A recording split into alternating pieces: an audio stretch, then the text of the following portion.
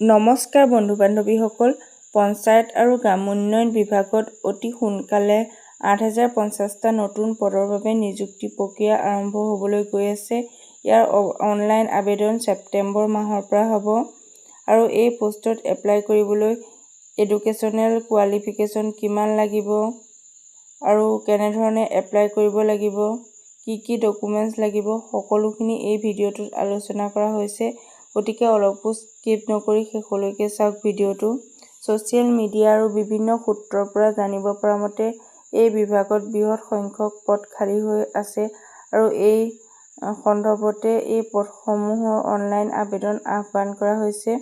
ছেপ্টেম্বৰ মাহৰ শেষৰ ফালে ইয়াৰ অনলাইন আবেদন প্ৰক্ৰিয়া আৰম্ভ হ'ব আৰু ইয়াত থকা পদসমূহ হৈছে গ্ৰাম ৰোজগাৰ সহায়ক, কম্পিউটাৰ এছিষ্টেণ্ট, গাঁও পঞ্চায়ত কোঅৰ্ডিনেটৰ, জুনিয়ৰ ইঞ্জিনিয়াৰ এইসমূহ পদ থাকিব।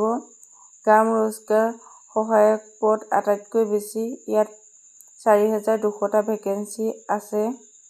ইয়াৰ বাবে আপুনি যিকোনো ষ্ট্ৰীমৰ আৰ্টছ, ছায়েন্স বা কমাৰ্চৰ পৰাই গ্ৰেজুৱেট হ'লে আবেদন কৰিব পাৰিব।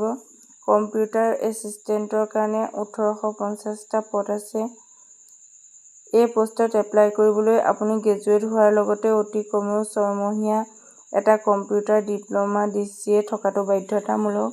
গাঁও পঞ্চায়ত কোঅৰ্ডিনেটৰৰ কাৰণেও ডিগ্ৰী পাছ কৰা হ'ব লাগিব আৰু জুনিয়ৰ ইঞ্জিনিয়াৰিঙৰ কাৰণে ৯০০টা পদ আছে, য'ত চিভিল ইঞ্জিনিয়াৰিঙৰ ডিপ্ল'মা বা ডিগ্ৰী থাকিলেহে এপ্লাই কৰিব পাৰিব। বয়সৰ সীমা আৰু ফিজ সম্পৰ্কে জানি লওঁ আহক। জেনেৰেল কাষ্টৰ বাবে বয়স ১৮ৰ পৰা ৪০ বছৰৰ ভিতৰত হ'ব লাগিব। বাকী SC, ST, OBC কাষ্টৰ প্ৰাৰ্থীয়ে নিয়ম অনুসৰি এজ ৰিলেক্সেশ্যন পাব।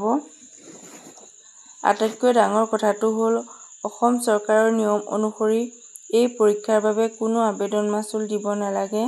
ই সম্পূৰ্ণ বিনামূলীয়া হ'ব।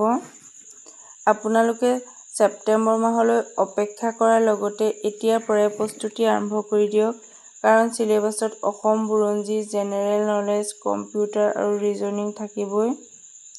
আৰু যদিহে ভিডিঅ'টো চাই ভাল পাইছে তেনেহ'লে লাইক কৰি দিব আৰু আমাৰ চেনেলত যদি প্ৰথমবাৰৰ কাৰণে আহিছে তেনেহ'লে চেনেলটো ছাবস্ক্ৰাইব কৰি কাষত থকা বেল আইকনটো অন কৰি দিব, যাতে প্ৰতিদিনে চাকৰিৰ আপডেটসমূহ পাই থাকে।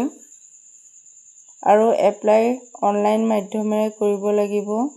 তাৰ কাৰণে এজ প্ৰুফ চাৰ্টিফিকেট লাগিব, পাছপ'ৰ্ট চাইজ ৰিচেণ্ট ফটোগ্ৰাফ লাগিব, ছিগনেচাৰ লাগিব, ভেলিড ফোন নম্বৰ আৰু ইমেইল ID লাগিব আৰু এডুকেশ্যনেল চাৰ্টিফিকেট, এডমিট কাৰ্ড এইসমূহ লাগিব। ধন্যবাদ।